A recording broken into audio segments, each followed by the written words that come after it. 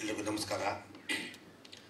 ಚಿತ್ರರಂಗದಲ್ಲಿ ಇವತ್ತು ನನಗೆ 48-49 ಸಿನಿಮಾ ಆಗಿದೆ ಅಂದರೆ ನನಗೆ ಪ್ರೋತ್ಸಾಹ ಕೊಟ್ಟರು ನಮ್ಮ ಜನ. ಇನ್ನೂ 15 ಸಿನಿಮಾ ಬೇಕಾಯ್ತು, ಮಿಸ್ ಆಗೋಯ್ತು. ಕಾರಣ ನೀವು ಯಾರು ಹೇಳ್ತೀರಾ? ನಾನು ಹೇಳ್ತೀನಿ. ನನ್ನ ಗುರುಗಳು ವಿಷ್ಣುವರ್ಧನ್ ಇಲ್ಲ, ಅವರಿದ್ದರೆ ಪ್ರತಿ ವರ್ಷ ಒಂದೊಂದು ಸಿನಿಮಾ ಮಾಡ್ತಿದ್ದೆ. ಅದರಿಂದಲೇ 15 ಸಿನಿಮಾ ಕಂಡು ಆಗೋಕ್ಕೆ ಸಾಧ್ಯ ಆಗಿದೆ. ಆಮೇಲೆ ನಾನು ಚಿತ್ರರಂಗಕ್ಕೆ ಬಂದಾಗ ನಾನು ಬಿಸ್ನೆಸ್ ಮ್ಯಾನ್, ವ್ಯಾಪಾರ ಲಾಭ ಬರುತ್ತೆ ಅಂತಲೇ ಅನ್ಕೋತೀನಿ. ಚಿತ್ರರಂಗಕ್ಕೆ ಬಂದಾಗ ಹೆಸರು ಗೌರವ ಎಲ್ಲ ಕೊಟ್ಟಿದೆ, ಎಲ್ಲೋದ್ರೂ ನಮ್ಗೆ ಗುರುತಿಸ್ತಾರೆ. ನಾನು ಸಿನಿಮಾನ ವೃತ್ತಿ ಮಾಡ್ಕೊಂಬಿಟ್ಟೆ. ಇವತ್ತೇನಾರು ನಾನು ಸಿನಿಮಾ ರಂಗದಲ್ಲಿ ಇದ್ದಿದ್ರೆ ನಮ್ಮ ಚೇತು ಇದಾರಲ್ಲ, ಬಿಸ್ನೆಸ್ ಮ್ಯಾನ್, ಅವ್ರು ನಾಳೆ ಬೆಳಿಗ್ಗೆ 10 ಪಿಕ್ಚರ್ ಸ್ಟಾರ್ಟ್ ಮಾಡ್ಬೋದು. ಆ ಶಕ್ತಿ ಇದೆ. ನಮ್ಮ ರಮೇಶ್ ಶೆಟ್ಟಿ ಎದುರಿದವರು 10 ಪಿಕ್ಚರ್ ಒಟ್ಟೆ ಟೈಮ್ ಸ್ಟಾರ್ಟ್ ಮಾಡೋ ಶಕ್ತಿ ಇದೆ. 10 ಪಿಕ್ಚರ್ ಆಡ್ನಾರಿಲ್ಲ, ಒಂದೊಂದು 10 ಕೋಟಿ ಇದ್ರೆ 150 ಕೋಟಿ ಆಗ್ಬೋದು ಅಂತ ಶಕ್ತಿ ಇದೆ ಅವ್ರಿಗೆ. ತುಂಬ ಜನ ನಮ್ಮ ಚಿತ್ರರಂಗನ ನಂಬ್ತಾರೆ, ಗೌರವಿಸ್ತಾರೆ, ಪ್ರೀತಿಸ್ತಾರೆ. ಅದನ್ನು ನಮ್ಮಲ್ಲಿ ನಾವು ಉಳಿಸ್ಕೊಳ್ಳೋದ ಕೆಲವರು. ಒಬ್ಬ ರೈತ ತಾನು ಬೆಳೆ ಬೆಳಿಬೇಕು ಅಂದರೆ ಏನು ನಂಬ್ತಾನೆ ಅಂದರೆ ಮಳೆ ನಂಬ್ತಾನೆ. ನಾನು ಅದೇ ರೀತಿ ನನ್ನ ಮಗನ ಬೆಳೆಸ್ಬೇಕು ಅಂತ ನಾನು ನಿರ್ದೇಶಕರು ಮಾತ್ರ ಕರೆದೆ. ಕಲಾವಿದರು ಬಂದಾಗ ಕೆಲವರು ಹೃದಯಪೂರ್ವಕವಾಗಿ ಏನೋ ಕರ್ರ ಕಾಟಾಚಾರಕ್ಕೆ ತುಂಬ ಜನ ಇದ್ದಾರೆ ನಮ್ಮ ಚಿತ್ರರಂಗದಲ್ಲಿ. ನಾನು ಸುಮಾರು 50 ಸಿನಿಮಾ ಆರ್ಡರಿ ಮಾಡಿಲ್ಲ. ಮಮ್ಮಟಿ, ಕಮಲ್ ಹಾಸನ್, AR ರೆಹಮಾನ್ ಈ ಥರದವ್ರ ದುಡ್ಡಿಟ್ಟು ಸಿನಿಮಾಗಳು ಮಾಡಿದ್ದೀನಿ. ಅಂದರೆ ನನಗೆ ಒಂದು ಭಗವಂತಿಗೆ ದುರಾಂಕಾರ ಇವತ್ತು ಕೊಟ್ಟಿಲ್ಲ, ಕೊಡೋದು ಬೇಡ. ಚಿತ್ರರಂಗದಲ್ಲಿ ನಾನೆಲ್ಲ ತುಂಬ ಜನಕ್ಕೆ ಸಹಾಯ ಮಾಡಿದ್ದೀನಿ. ಸಹಾಯ ಅಂದರೆ ಯಾವ ರೀತಿ ಅಂದರೆ ತುಂಬ ದುಡ್ಡು ಆಗ್ಬೋದು, ಎಲ್ಲ ವಿಷಯದಲ್ಲಿ ನಿಂತ್ಕೊಂಡು ಯಾವುದೇ ಇದ್ರ ಮುಂದೆ ನಿಂತ್ಕೊಂಡು ಸಿನಿಮಾ ಮಾಡ್ತೀನಿ. ಯಾಕೆಂದರೆ ಒಬ್ಬ ನಿರ್ಮಾಪಕ ಉಳಿಬೇಕು, ಚಿತ್ರರಂಗ ಬೆಳಿಬೇಕು. ಚಿತ್ರರಂಗ ಬೆಳೆದ್ರೆ ನಮ್ಮ ಇಂಡಸ್ಟ್ರಿ ಎಲ್ಲ ಚೆನ್ನಾಗಿರ್ತೈತೆ. ಅದು ಕೆಲವರಿಗೆ ತುಂಬ ಕೃತಜ್ಞತೆ ಕಡಿಮೆ ಇದೆ. ಆಮೇಲೆ ನನ್ನ ಸ್ಟ್ರೈಟ್ ಮಾಡುವಂತ ಎಲ್ಲರೂ ಬೈತು. ನಾನು ಕೇರೆ ಮಾಡೋದು. ಯಾಕಂದ್ರೆ ನಾನು ಯಾರಂದ್ರೂ ಸಾಲ ತಂದು ಬಸ್ಕಿ ಹೊಡೆದು ನಮಸ್ಕಾರ ಹೊಡೆಯೋ ಲೈಫಲ್ಲಿ ಕ್ಯಾಟ್ ನಾನಿಲ್ಲ. ನಾನು ಒಂದು ಕಾಲದಲ್ಲಿ ಆಟೋ ಡ್ರೈವರ್, ಇವತ್ತು ಪ್ರೊಡ್ಯೂಸರ್. ನನ್ನನ್ನು ಯಾರು ಶೇಕ್ ಮಾಡೋಕ್ಕಾಗಲ್ಲ. ಯಾಕೆಂದರೆ ಪಾರಂಪರ್ಯ ಯಾರ್ದು ದುಡ್ಡು ತಂದಿಲ್ಲಲ್ಲಪ್ಪ, ನಮ್ಮ ಅಪ್ಪಂದು ಇಸ್ಕೊಳ್ಳಿಲ್ಲ ನಾನು. ಅದಕ್ಕೆ ನನ್ನ ಮಗ ನನ್ನ ಹತ್ರ ಇಸ್ಕೊಳ್ಳಲ್ಲ. ಅವರೇನೋ ಕಾಸು ಕೇಳಿದ್ರೆ ನಂದು ಲಾಕರ್ ಡ್ರೈವರಲ್ಲಿ ಬೀಗ ಅಲ್ಲೇ ಬಿದ್ದಿರ್ತದೆ. ತೊಗೊಂಡ್ರೆ ನಮ್ಮಮ್ಮ ನನ್ನ ಹೆಂಡತಿ ಹೇಳ್ತಾನೆ, ಇಲ್ಲಮ್ಮ ನೀನು 500,000 ಕೊಟ್ಟು. ನಾನು ನೀನು ಡಬ್ಬಾ ನನ್ನ ಮಗನ ಯಾರೇ ಇವನು 500,000 ಒಂದು 5,000 ತೊಗೊಂಡೋಗಂದ್ರೆ ನನಗೇಂತ ಕಾಸು, ನನಗೇನು ಖರ್ಚು ಅಂತ ಏನು ಮಾಡಲಿ. ಈಗ ಅವ್ನಿಗೆ ನಾನೇನು ಮಾಡ್ತೀನಿ ಅಂದರೆ ಅವ್ನ ಗಾಡಿ ವಾರಕ್ಕೆ ಒಂದ್ಸತಿ ನಾನೇ ಫುಲ್ ಟ್ಯಾಂಕ್ ಮಾಡಿಟ್ಬಿಡೋದು. ಇದು ಅಪ್ಪನ ಖರ್ಚು ಆಗ್ಬಿಡುತ್ತೆ. ಯಾವುದೋ ಪೃಥ ವಾತ್ಸಲ್ಯ ಐತಲ್ಲ ಮಗಂದು, ಆ ಥರ ಆಗ್ಬಿಡುತ್ತೆ ನಮಗೆ. ನಾನು ಹೇಳಿದೆ ಆಮೇಲೆ ತುಂಬ ಜನ ಶ್ರೇಯಸ್ಗಿದಾರಲ್ಲ ಫ್ರೆಂಡ್ಸು, ಏನೋ ನಿಮ್ಮಪ್ಪ ನನ್ನ ಮಗ ಕಾಸೇ ಖರ್ಚು ಮಾಡಲ್ಲ ಅಂತೀನಿ. ಅವ್ರಿಗೆ ದುಡ್ಡಿನ ವ್ಯಾಲ್ಯೂ ಗೊತ್ತಿಲ್ಲ. ಅವ್ರ ಅಪ್ಪನ ಕಳಿಬೇಕು ಅಂತ ಎಷ್ಟೋ ಜನ ಸ್ನೇಹಿತರು ಫ್ರೆಂಡ್ ಅವರೇ. ಕೆಲವರು ಏನಂತಾರೆ, ನಿಮ್ಮಪ್ಪ ಏನಮ್ಮ ಒಂದು 10 ಕೋಟಿ 15 ಕೋಟಿ ಖರ್ಚು, ನಾಳೆ ಬೆಟ್ಟಿಗೆ 25 ಕೋಟಿ ಖರ್ಚು ಮಾಡ್ತೀನಿ, ಟುಮಾರೋ ಮಾರ್ನಿಂಗ್ ನಾನು ಸಿನಿಮಾ ಗೆಲ್ಲಿಸ್ತಿದ್ದೆ ಯಾರೋ ಒಬ್ಬ ಬಂದು ಹೇಳಿ. ಇದು ಕ್ರಿಯೇಟಿವ್. ಒಬ್ಬ ಕತೆ, ಒಬ್ಬ ನಿರ್ದೇಶಕರು ಕತೆ ಬರೆದು ಶೇಷ್ಗೆ ಅಂತ ಕತೆ ಬರೆದು ಗೆಲ್ಲಿಸ್ಬೇಕು. ಸಿನಿಮಾ ಗೆದ್ರೇನೆ ಆಟ. ದುಡ್ಡು ಖರ್ಚು ಮಾಡಿದ್ರೆ ಸಿನಿಮಾ ಅಲ್ಲ. ಎಲ್ಲ 100 ಕೋಟಿ 200 ಕೋಟಿ ಆ ಥರ ಇದ್ರೆ ಎಲ್ಲರೂ ಸಿನಿಮಾ ಬಂದ್ಬಿಟ್ಟಿರು. ಅದನ್ನ ಸಿನಿಮಾ ಅಲ್ಲ. ಈಗ ನನ್ನ ಮಗ ಯಾವಾಗ ಹೇಳ್ತಾರೆ, ನಮ್ಮಪ್ಪ ಖರ್ಚು ಮಾಡಲ್ಲ. ಖರ್ಚ ಈ ದುಡ್ಡನ್ನ ಸಂಪಾದನೆ ಮಾಡೋಕ್ಕೆ ಎಷ್ಟು ಕಷ್ಟ ಬಿದ್ದಿದ್ದೀನಿ ಅಂದರೆ ನನಗೆ ಗೊತ್ತು ನನ್ನ ವ್ಯಾಲ್ಯೂ ಏನು ಅಂತ. ಯಾಕೆಂದರೆ ನಾನು ಸುಳ್ಳು ಪಳ್ಳು ಹೇಳಲ್ಲ. ಲೈಫಲ್ಲಿ ಸುಳ್ಳು ಅನ್ನೋದು ಗೊತ್ತೇ ಇಲ್ಲ. ಈ ಫೀಲ್ಡ್ ನೋಡಿದಾಗ ನಂಗೆ ತುಂಬ ಹಳೆ ಲೋಗಳು ಒಂದು 3-4 ಕ್ಯಾಪ್ನ ಬರ್ತದೆ. ಹ್ಞೂನ್ರಪ್ಪ, ನಾನು ನಿಮಗೆ ಕೇಳಬೇಕಾಗಿದ್ದ ಪ್ರಶ್ನೆ, ಅವ್ರು ಯಾರು ಕರೆಕ್ಟ್ ಆಗಿ ಆನ್ಸರ್ ಮಾಡಲಿಲ್ಲ. ಈಗಿನ ಜನರೇಷನ್ ಅಲೋ ಇಲ್ಲ. ಅಲೋ ಮಾಡಕ್ಕಂದ್ರೆ ನಾನು ಆಟೋ ಹೊಡೆದಿದ್ದೆ, ಇದು ನೋಡಿದಾಗ ಅವ್ರು ಹೇಳೋರು ಆಟೋ ಡ್ರೈವರ್ಗೆ ಎಂಟು ಕೊಡ್ತಾರೆ ಹೋಗೋ. ನಾನು ಇವತ್ತೆಲ್ಲ ಫೋನ್ ಮಾಡ್ತಾರೆ, ನಿನ್ನ ಮದುವೆ ಆಗಿ ಚೆನ್ನಾಗಿತ್ತು ಅಂತ. ಏನು ಮಾಡಿ ಇವಾಗ ಬನ್ನಿ ಅಂತ ಹೇಳ್ತೀನಿ. ನಾನು ಇದೇ ಕೇಳ್ತೀನಿ. ಸುಮಾರು ಜನ ಹೇಳ್ತೀನಿ, ಇವತ್ತು ಹೆಚ್ಚು ಜನ ಹೇಳ್ತಾರೆ, ಮಂಜು ನೀವು ಬಿಟ್ಟಿದ್ರು ಆಗ್ತಾ ಇದ್ರೆ ಬಿಟ್ಟಿದ್ರ, ನೀವೇನು ಬಿಡ್ತಿದ್ರು, ನಾನೇ ಬಿಡ್ತಿರ್ಲಿ ಬರ್ತಿದ್ರು. ಇವತ್ತೆಲ್ಲ ಅಂತಾರೆ, ಮಂಜು ಅವರೇ ಮಿಸ್ ಮಾಡ್ಕೊಂಡೆ ಅಂತ. ನೋಡಪ್ಪ ನಾನೊಂದು ಕಾಲಿದ್ದೀನಿ ಅಂತ ಹೇಳಿದ್ದೀನಿ. ಪಾಪ ನನ್ನ ಹೆಂಡತಿ ದೇವತೆ, ಆ ಅಮ್ಮ ಪಾಪ ಲಾಸ್ಟಿನ ಬೈಲೈನ್ ಏನ್ ಬೇಡಿತ್ತು, ಈಗ ಮ್ಯಾನೇಜ್ ಮಾಡ್ತಾ ಇರೋದು. ಇಲ್ಲ ನನ್ನ ಹೆಂಡತಿ ಗೊತ್ತು. ನನ್ನ ಹೆಂಡತಿ ಏನಂತಾರೆ ಅಂದ್ರೆ, ರೀ ಏನಮ್ಮ ನಿಮ್ಗೆ 2 ಮಕ್ಕಳವ್ರೆ, ಎಲ್ಲಾರು ಇದ್ದಾರೆ, ಇದ್ದೇ ಬಜಾಜ್ ಆಗೈತದೆ, ಒಂದು ಗಂಡು ಒಂದು ಹೆಣ್ಣು. ರೀ ಯಾರು ಇಂಥವ್ರು ಅನ್ಕೊಡೋರು ಅಂದೆ. ಕೆ ಮಂಜು ಬ್ರ್ಯಾಂಡ್ 100 ಜನ ಕ್ಯೂ ನಿಂತ್ಕೋತಾರಪ್ಪ ಅಂದ. ಇದೇ ಮಾತಂದೆ. ಕೆ ಮಂಜು ಬ್ರ್ಯಾಂಡ್ 100 ಜನ ಕ್ಯೂ ನಿಂತ್ಕೋತಾರೆ. ಗಂಡು ಮಗನ್ ಕೊಡಕ್ಕೆ ಮಗಳು ಕೊಡಕ್ಕೆ, ನೀನು ಹೆದ್ರ ಬೇಡ ಅಂದೆ. ನೀನು ಈ ತರಲೇ ಮಾತಾಡು ಅಂತ ಹೇಳೋರು. ನನ್ನ ಮಗಳು ಇಟಾಲಿಗೆ ಹೋದ್ಲು.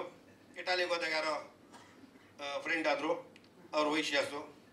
ಡ್ಯಾಡಿ ಈ ಥರ ಫ್ರೆಂಡ್ಸು ನಾನು ಮದುವೆ ಮಾಡ್ಕೋಬೇಕು ಅಂತ ಅವ್ರು ಕೇಳೋರು. ಏನಂತೆ ನಿನಗೆ ಇಷ್ಟ ನಾನು ಅವ್ರಿಗೂ ಇಷ್ಟ ಅಂದೆ. ಕರೆದೆ ಏನಮ್ಮ ಅಂದೆ. ನಾವು ಗೌಡ್ರು ಮಾಂಸ ತಿನ್ನಲ್ಲ, ಶೆಟ್ರು ತಿಂತಿಲ್ಲ ಅಂದೆ. ತಿನ್ನಲ್ಲ ಸರ್. ತಿಂತೀನಿ ಅಂದರೆ ಕರ್ಕೊಂಡು ಹೋಗ್ರಪ್ಪ. ಅದ್ದೂರಿಯಾಗಿ ಅವ್ರಿಗೆ ಏನು ಬೇಕು ಅಚ್ಚುಕಟ್ಟಾಗಿ ಮದುವೆ ಮಾಡಿಕೊಟ್ಟೆ. ನಮ್ಮ ಮಗಳು ಹ್ಯಾಪಿ ಆಗಿದ್ದಾರೆ, ಖುಷಿ. ಯಾಕೆಂದರೆ ಇವತ್ತಿನ ಜನ್ರೇಷನ್ ಅವ್ರಿಗೆ ಗೊತ್ತಿದೆ ನಾವು ಸುಮ್ಮನೆ ನಮ್ಮ ಮರ್ಯಾದೆ ನಮ್ಮ ಯುಗೋಗೆಲ್ಲ ನಾವು ಮಾಡಬಾರ್ದು. ನನಗಿಲ್ಲ ಬಂದಿರೋ ಡೈರೆಕ್ಟ್ರೆಲ್ಲ ತುಂಬ ಆತ್ಮೀಯರು, ನನಗೇನೋ ತಮ್ಮದಿರ ಸಮಾನ. ಇವರೆಲ್ಲ ಸಿನಿಮಾ ಮಾಡೋಕ್ಕೆ ಶ್ರೇಯಸ್ಗೆ ನನಗಾಸೆ. ಯಾಕೆಂದರೆ ಎಲ್ಲ ಶ್ರೇಯಸ್ಗಿಂತ ಮಂಜೂರು ಪ್ರೀತಿಸ್ತಾರೆ, ನನಗಿಂತ ಶ್ರೇಷ್ಠ ಹೆಚ್ಚು ಪ್ರೀತಿಸ್ತಾರೆ. ಅವ್ರು ಮಾತಾಡ್ತಿದ್ದು ಯಾವುದೋ ಸ್ವಾಮೀಜಿ ಥರ, ಯಾವುದೋ ಮಣಿ ಅಕೌಂಟ್ ಅಂತ ಯಾವ ಕಿತ್ತಿಸ್ತೀನೋ ಗೊತ್ತೈತಿಲ್ಲ, ಯಾವಾಗ ಮಣಿ ಹಾಕ್ಕೊಂಡು ಯಾವುದೋ ನಾಮ ಇಕ್ಕೊಂಡು ನಾನು ಅದು ಸ್ವಾಮೀಜಿಗೆ ಮಾಡ್ಕೊಂಡು ನಾನು ಭಯ ಆಗ್ಬಿಟ್ಟಿದೆ. ಅದುವೇನೆ ಸ್ವಾಮೀಜಿ ಆಯ್ತಾನ. ನಿಮ್ ಡೆಡ್ ಆಪೋಸಿಟ್ ಸರ್ ಅವರು. ಇವರ ಅಪ್ಪ ಏನು ಮುಟ್ಟಿಲ್ಲ, ಇವನೇನು ಮುಟ್ಟಿಲ್ಲ. ನಾನೇನ್ರಿ ಹೇಳಂದ, ಆಡು ಮುಟ್ಟದ ಸೊಪ್ಪಿಲ್ಲ ಅವರಪ್ಪ, ಇವನೇನು ಮನೆ ಏನೋ ಸೊಪ್ಪು ಮುಟ್ಟಿಲ್ಲ, ಏನು ಮುಟ್ಟಿಲ್ಲ. ನಾನು ರವೀಶ್ ಬಾಸ್ ಅಂದೆ. ನಮ್ಮ ಬಾಸ್ ಆಕ್ಚುಲಿ ಬರ್ಬೇಕಾಯ್ತು ಹೈದ್ರಾಬಾದಲ್ಲಿ ರವಿ ಸರ್. ಯಾಕಂದ್ರೆ ನಾನು ರವಿ ಸರ್ ತುಂಬ ಗೌರವ ಪ್ರೀತಿಸ್ತೀನಿ. ಅವರು ನಮ್ಮ ಥರ ಸ್ಟ್ರೈಟ್ ಫಾರ್ವರ್ಡ್, ಮಕ್ಕದ ಮೇಲೆ ನೋಡ್ತೀವಿ ಊರ್ದಾಗ ಹೇಳ್ತಾ ಇರ್ತಾರೆ. ಯಾವುದೋ ಶೂಟಿಂಗ್ ಇಲ್ದಾಗ ಅವರು ನನ್ನ ಇದಕ್ಕಿಂತ ಮುಂಚೆ ನಮ್ಮ ವಿಷ್ಣು ಸರ್ ಮಾಡೋರು ಅಂದರೆ ಬಾರ ಇಲ್ಲಿನವರು. ಅವಾಗ ಸಿನಿಮಾ ಅನ್ನೋದು ಬೇರೆ ಇರ್ತಿತ್ತು, ತುಂಬ ಮಜಾ ಇರೋದು. ನಮ್ಮ ಬಾಬು ಗೊತ್ತಿರ್ತದೆ. ಕನ್ನಡಕ ಹಾಕೊಂಡ್ಬಿಡೋರು, ಕನ್ನಡಕ ಹಾಕೊಂಡು ಅವರು ಯಾರು ಗೊತ್ತಾಗ್ತಿರಲಿಲ್ಲ. ಈ ನಮ್ಮ ಸಿಲ್ಕ್ ಸ್ಮಿತ ವಿಷ್ಣು ಸರ್ ಇದ್ದಾರೆ, ಕನ್ನಡಕ ಹಾಕೊಂಡು ಸಿಲ್ಕ್ ಸ್ಮಿತ ಸುಮ್ಮನೆ ಅಂದವರು. ವಿಷ್ಣು ಸರ್ ಕನ್ನಡಕ ಹಾಕೊಂಡು ನೋಡ್ರು. ಅವ್ರು ನನ್ನೇ ನೋಡ್ತಾ ಇರೋರು. ಎಲ್ಲಿದ್ದೀವಿ ಅನ್ನೋರು. ಹಾಕೋಣ ಅಂದೆ. ನೀನು ಎಲ್ಲಿದ್ದೇಳ ನನ್ನ ಮಗ, ನೀನು ಡೇಯ್ ಎಲ್ಲರೂ ಹೇಳೋರು. ನಾನು ಮಾಡಿದ್ದೀನಿ ನಾಟ ಆಡ್ತೀರ ಅಂದರು. ಅಂದರೆ ನನ್ನನ್ನು ಇವತ್ತು ಈ ಮಟ್ಟಕ್ಕೆ ಬೆಳೆಯೋಕ್ಕೆ ನಾನು ಅವ್ರ ಅಭಿಮಾನಿಯಾಗಿ ಇವತ್ತು ಈ ಮಟ್ಟಕ್ಕೆ ಬೆಳೆದಿದ್ದರೆ ಅದು ನನ್ನ ಯಾವುದೋ ಜನ್ಮ ಪೂರ್ವ ಪುಣ್ಯ ಅಂತ ಹೇಳ್ಕೇಸಿಬಿಟ್ಟಿನಿ. ಅವರು ಸದಾ ಒಂದು ದಿನಕ್ಕೆ ಒಂದು ಸತಿ ನೆನ್ಸ್ಕೊಳ್ತಾನೆ ಇರಲ್ಲ. ನನಗೊಂದೇ ಒಂದು ಆಸೆ, ಅವರು ಅಲ್ಲಿ ಇದಾದ ಅಂತ್ಯಕ್ರಿಯೆ ಆದ ಜಾಗನ ನಾನು ಬಾಯಿ ಬಿಟ್ಟು ಕೇಳಿದ್ದೀನಿ. ಸರ್ಕಾರ ಜಾಗ ಮಾಡಿಕೊಟ್ರೆ ನಾನೇ ಅದನ್ನು ಸಮಾಧಿ ಕಟ್ಟಿಸ್ತೀನಿ ಅಂತ. ಅದೆಲ್ಲವೂ ನನಗೊಂದು ಕೊರಗಿದೆ ಅಂತ ಮಹಾನ್ ಭಾವರಿದ್ದರೆ ನನಗೆ ಒಂದು ಆನೆ ಬಲ, 10 ಆನೆ ಬಲ ಇದ್ದಂಗೆ ನಂಗೆ ಆ ಶಕ್ತಿ ಇತ್ತು. ನಮ್ಮ ಬಾಸಿಲ್ಲ ಅಂತ ಅದೊಂದೇ ಒಂದೊಂದ್ಸತಿ ಕೊರಗ್ತೀನಿ. ಹಿಂಗೆ ಬಿಟ್ಟರೆ ಲೈಫಲ್ಲಿ ಕೊರಗೋದು ನನಗೆ ಗೊತ್ತೇ ಇಲ್ಲ. ವಿಷ್ಣುಪ್ರಿಯಾಗೆ ಎಷ್ಟೋ ಸತಿ ಹೇಳ್ದ, ನನ್ನ ಹಾಕಿದ ನಂಬಿದ್ದ ಪ್ರೊಡ್ಯೂಸರ್ ಇನ್ನೊಬ್ರು ಬಂದು ಸರ್ ನಾನು ಮಾಡಾದ್ಮೇಲೆ ಮಾಡ್ಬಿಡಿ ಸರ್ ಅಂದರು. ಯಾವುದು ರಾಣ ಅಂತ ಒಬ್ಬ ಸಿನಿಮಾ ಸುಮಾರು ಒಂದು 3.5-4 ಕೋಟಿ ಆಗ್ತಾ ಅವನು ಸರ್ ಇದಾಗ ಮಾಡ್ಬಿಡಿ ಕಾಮಾಕ್ಷ ಪಿಕ್ಚರ್ದ. ಆದರೆ ಒಂದು ನಾನು ಕಿವಿ ಮಾತು ಹೇಳ್ತೀನಿ ನಿರ್ದೇಶಕರಿಗೆ, ಬಿಕಾಸ್ ನನ್ನನ್ನು ಯಾರು ಏನು ಅನ್ಕೊಂಡು ತಪ್ಪೇನಿಲ್ಲ. ಒಬ್ಬ ನಿರ್ದೇಶಕ ಕ್ರಿಯೇಟರ್ ನಿನ್ನ ಫ್ರೀ ಮೈಂಡ್ ಇದ್ಕೊಂಡು ಕೆಲಸ ಮಾಡಬೇಕು. ನಿನ್ನ ನೋವುಗಳನ್ನ ತಂದು ಸಿನಿಮಾಕ್ಕೆ ಎಲ್ಲಕ್ಕಾಗಲ್ಲ. ಇವತ್ತು ರಾಣ ಏನಾದ್ರು ಎಫೆಕ್ಟ್ ಆಗಿದೆ ಅಂದರೆ ಆ ಥರ ಒಂದು ಕಾರ್ಯದಿಂದ ನಾನು ಕೇಳಕ್ಕೆ ಇಷ್ಟಪಡ್ತೀನಿ. ಒಂದು ಒಳ್ಳೆ ಸಿನಿಮಾ ಇವತ್ತು ಸ್ಟೆಂಟ್ ಏನು ಮಾಡ್ತಾರೆ ಶ್ರೇಯಸ್ ಅಂದರೆ ನನಗೆ ಭಯ ಆಯ್ತದೆ. ಇರೋದಪ್ಪ ಮಗ ಏನು ನನ್ನ ಮಗ ಅಲ್ಲಿಂದ ಅಲ್ಲಿಗೆ ಇರ್ತಾನೆ ಹಿಂಗೆ ಇರ್ತಾನೆ, ನಾನು ಟೂಪಾಕ್ ಅಂತ ಎಷ್ಟೋ ಫೈಟ್ ಮಾಡಿ ಹೇಳ್ತೀನಿ. ಯಾಕೆಂದರೆ ಅವ್ರಿಗೆ ಸಿನಿಮಾ ಈ ಥರ ನಾನು ಎಷ್ಟು ನೋಡಿದ್ದೆ, ಎಷ್ಟು ಅಣ್ಣ ಇಲ್ಲ ಅಣ್ಣ ಈ ಥರ ಮಾಡೋಣ ಯಾಕೆಂದರೆ ಎಷ್ಟು ನಾನು ಆಲ್ರೆಡಿ ರಾಜಾವಲಿ ಮಾಡಿದೆ, ಸಂತೋಷ್ ಮಾಡಿದೆ, ಪ್ರತಿಯೊಂದರಲ್ಲಿ ಇನ್ವಾಲ್ವ್ಮೆಂಟ್. ಆ ಇನ್ವಾಲ್ವ್ಮೆಂಟ್ನ ನಾನು ಶ್ರೇಯಸ್ಸಲ್ಲಿ ಕಂಡೆ. ಒಂದು ಸಿನಿಮಾನ ಪ್ರೀತಿಸೋದು ಒಬ್ಬ ನಿರ್ಮಾಪಕ ಎಷ್ಟು ಕಷ್ಟ ಬಂದು ದುಡ್ಡು ತಂದಾಗ್ತಾನೆ ಅಂದರೆ ಒಬ್ಬ ನಿರ್ದೇಶಕ ಪ್ರತಿ ಕ್ಷಣದಲ್ಲಿ ಯೋಚನೆ ಮಾಡಬೇಕು. ನಮ್ಮಲ್ಲಿ ಕೆಲವು ನಿರ್ದೇಶಕರು ಜವಾಬ್ದಾರಿ ಇಲ್ಲ, ತುಂಬ ನೋವಾಗುತ್ತೆ. ಕೆಲವರು ತುಂಬ ಕಷ್ಟ ಬೀಳ್ತಾರೆ. ಅದೇ ಸಕ್ಸಸ್ಸು ಫೇಲ್ಯೂರು ಅದು ನಮ್ಮ ಕೈಲಿಲ್ಲ, ಬ್ರಹ್ಮನ ಕೈಲಿದೆ, ದೇವ್ರು ಮಾಡ್ತಾನೆ. ಆದರೆ ತುಂಬ ನಾವು ಶ್ರಮ ಪಡಬೇಕು. ನಮ್ಮನ್ನು ಯಾವತ್ತೂ ಕೈ ಬಿಡಲ್ಲ ಜನ. ನಮ್ಮ ನಿಜವಾಗ್ಲೂ ನಮ್ಗೆ ಒಳ್ಳೆ ಸಿನಿಮಾ ಮಾಡೋದು ಕೈ ಬಿಡಲ್ಲ, ಅದು ಗ್ಯಾರಂಟಿ. ಯಾಕೆಂದರೆ ಪ್ರೇಕ್ಷಕ ಬಂಧುಗಳು ನಮ್ಮನ್ನು ಯಾವತ್ತೂ ಬಿಟ್ಟಿಲ್ಲ. ಸ್ವಲ್ಪ ಇವಾಗ ಕಡಿಮೆ ಆಗ್ತಾಯಿದೆ, ಒಳ್ಳೇದಾಗಿ ಆಗುತ್ತೆ ಅಂತ ನಾನು ಹೇಳಕ್ಕೆ ಇಷ್ಟಪಡ್ತೀನಿ. ನಾನು ಚಿತ್ರರಂಗದಲ್ಲಿ ಸುಮಾರು ಎಲ್ಲರ ಜೊತೆ ಆಲ್ಮೋಸ್ಟ್ ಆಲ್ ಕಲಾವಿದರ ಜೊತೆ ಕೆಲಸ ಮಾಡಿದ್ದೀನಿ, ಪ್ರೀತಿಯಿಂದ ಕೆಲಸ ಮಾಡಿದ್ದೀನಿ. ಕೆಲವರು ಮಂಜೂರು ಅಂದರೆ ನಮ್ಮಲ್ಲೂ ತುಂಬ ಜನ ಹೇಳಿದ್ ಮಾಡಲ್ಲ, ಮಾಡಿದ್ ಕೊಡಲ್ಲ, ತಪ್ಪಾಗುತ್ತೆ, ಇದೆಲ್ಲ ಅಂಡರ್ಸ್ಟ್ಯಾಂಡ್ ಆಗಿರ್ತದೆ. ಇದರಲ್ಲಿ ಗಿವ್ ಅಂಡ್ ಟೇಕ್ ಪಾಲಿಸಿ ಇರ್ತದೆ. ತುಂಬ ಖುಷಿ ಆಯಿತು. ಇವತ್ತು ನನ್ನ ಏನು ಟೆಕ್ನಿಷಿಯನ್ ಮೇಜರ್ ಬೇಕು ಅಂತ ಕೇಳಿದ್ರು. ಸರ್ ಯಾರು ಬರ್ತಾರೆ ಚೀಫ್ ಗೆಸ್ಟ್ ಅಂತ. ಯಾಕಪ್ಪ ಅಂತೆ, ನಮ್ಮ ಪಿ ಆರ್ ಒಗಳೆಲ್ಲ ನಮ್ಮವರು ಸರ್ ಈ ಸ್ಟಾರ್ ಇದ್ರೆ ಕರ್ಸಲ್ಲ ಅಂತೆ. ಯಾಕೆ ಸ್ಟಾರ್ ಅಂತೆ, ಸ್ಟಾರ್ ಬಂದಾಗ ಎಷ್ಟು ಬರೀ ಹೇಳ್ತಾರೆ. ಅದನ್ನ ಸರ್ ಈಗ ನಮ್ಮವರೇ ಕೆಲವರು ನಿಮ್ದೇನು ಸರ್ ಮುಂದಿನೇನು ಸರ್ ಅಂತಾರೆ. ನಾವು ಕರ್ಕೊಂಡ್ಬಿಟ್ಟು ಅವ್ರದ್ದು ಬೇರೆ ಕೇಳಕ್ಕೆ ಹೋಗ್ತಿಲ್ಲ. ಅದಕ್ಕೆ ಹೇಳಿದ್ರೆ ನಾನು ಯಾರು ಕರೆಯೋಣ. ನಮ್ಮ ರುಕ್ಮಿಣಿ ವಸಂತೂರು ನಿಜವಾಗ್ಲೂ ಅವ್ರದ್ದು ಫಸ್ಟ್ ಪಾರ್ಟು ಸಪ್ತಸಾಗರದ ಆಚೆ ನಾನು ನೋವು ಫಿದಾ ಆಗ್ಬಿಟ್ಟೆ. ಏನು ಆಕ್ಟಿಂಗ್, ಅದು ನಮಗೆ ಆಗಿ ಬರುತ್ತೆ. ಏನು ಆಕ್ಟಿಂಗ್ ಪರ್ಫಾರ್ಮೆನ್ಸ್ ಅದ್ಭುತ. ಒಂದು ಕಂಕನ ಅಂತ ಏನು ಪರ್ಫಾರ್ಮ್ ಆ ಥರ ನಾನು ನಿಜವಾಗ್ಲಾಯ್ತು. ನನಗೆ ದಯವಿಟ್ಟು ಅತಿ ಶೀಘ್ರದಲ್ಲಿ ಹೆಣ್ಮಗು ನಮ್ಮ ಬ್ಯಾನರ್ ಕೆಲಸ ಮಾಡೋಕ್ಕೆ ನಾನು ಆಸೆ ಬೀಳ್ತೀನಿ. ಇಂಟ್ರೆಸ್ಟು, ಇನ್ವಾಲ್ವ್ಮೆಂಟು, ಆ ಡಿಶ್ ಇದಿದೆಯಲ್ಲ ಒಂದು ಏನು ಅವ್ರು ಡೆಡಿಕೇಟ್, ತುಂಬ ಖುಷಿ ಆಯ್ತು ನನಗೆ. Very good. ನನಗೆ ನಮ್ಮ ರಕ್ಷಿತ್ ತುಂಬ ಆತ್ಮೀಯರು.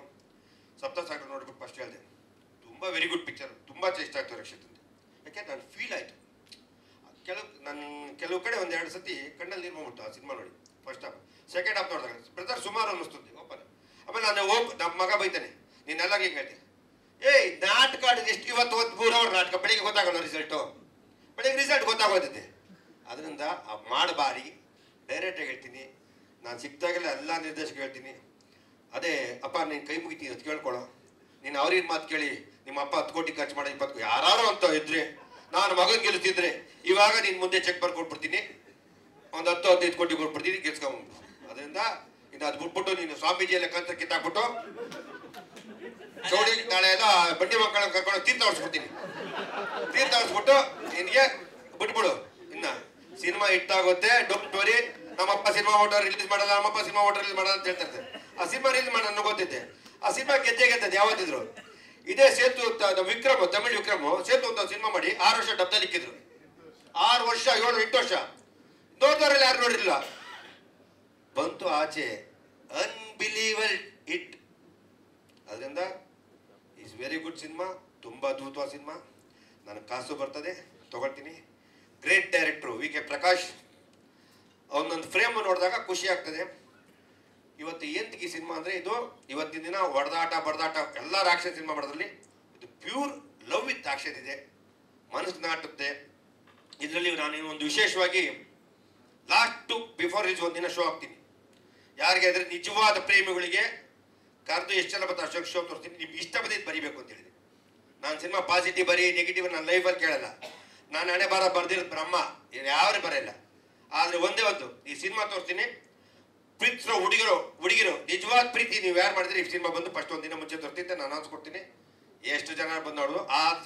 ಅದಕ್ಕಿಂತ ಒಂದು ವರ್ಷ ಮುಂಚೆ ನಮ್ಮ ಯೂತ್, ನಮ್ಮ ನಿರ್ದೇಶಕರು, ನಮ್ಮ ಏನು ಹೊಸ ನಿರ್ದೇಶಕರಿದ್ದಾರೆ ಎಲ್ಲ ನಿರ್ದೇಶಕರು ಹಳ ನಿರ್ದೇಶಕರಿಗೆ ಈ ಸಿನಿಮಾ ತೋರಿಸ್ತೀನಿ. ಸಿನಿಮಾ ತೋರಿಸಿ ನಮ್ಮ ಇವತ್ತಿನ ಜನ್ರೇಷನ್ ಹುಡುಗರಿಗೆ ದಯವಿಟ್ಟು ಪ್ರೋತ್ಸಾಹ ಕೊಡಬೇಕು. ಇವತ್ತು ಯಾವ ಹುಡುಗರು ಬಂದವರು ಎಲ್ಲ ಹುಡುಗರಿಗೂ ದಯವಿಟ್ಟು ಪ್ರೋತ್ಸಾಹ ಕೊಟ್ಟು ಇಲ್ಲೊಬ್ರು ಸೀನಿಯರ್ ಬಿಡಿ ಅವರೆಲ್ಲ ಬೆಳೆದಿದ್ದಾರೆ, ಅವ್ರಿಗೆಲ್ಲ ನೀವು ಬೆಳೆಸಿದ್ದೀರಾ, ಆಶೀರ್ವಾದ ಮಾಡಿದ್ದೀರಾ. ನೀವು ಈ ಬರುವಂಥ ಹುಡುಗರಿಗೆ ಪ್ರೋತ್ಸಾಹ ಕೊಟ್ಟು ಒಳ್ಳೇದಾಗಲಿ ಅಂತ ನಾನು ಕೇಳ್ಕೊತೀನಿ. ನಾನು ಇನ್ನು ಮುಂದಕ್ಕೆ ಇದನ್ನು ಮಾರ್ಚ್ ಶಿವರಾತ್ರಿ ಹಬ್ಬಕ್ಕೆ ಬಿಡೋಣ ಅಂದ್ಕೊಂಡಿದ್ದೀನಿ. ಇಲ್ಲಾಂದರೆ ಶ್ರೇಯಸ್ ಬರ್ತಡೆ ಏಪ್ರಿಲ್ 5 ಅವತ್ತು ಪಿಕ್ಚರ್ ರಿಲೀಸ್ ಮಾಡೇ ಮಾಡ್ತೀನಿ. ಯಾವುದೇ ಸಿನಿಮಾ ಬರಲಿ, ಯಾರೇ ಬರಲಿ, ನಾನು ಬಂಡೆ ಥರ ಗುದ್ತೀನಿ. ತಲೆ ಕೆಸರ ಸಿನಿಮಾ ಗೆದ್ದಿರ್ತದೆ. ನಿಮ್ಮೆಲ್ಲರ ಆಶೀರ್ವಾದ ಪ್ರೋತ್ಸಾಹ ಇರ್ತದೆ. ಥ್ಯಾಂಕ್ ಯು, ಧನ್ಯವಾದಗಳು. Thank you so much sir.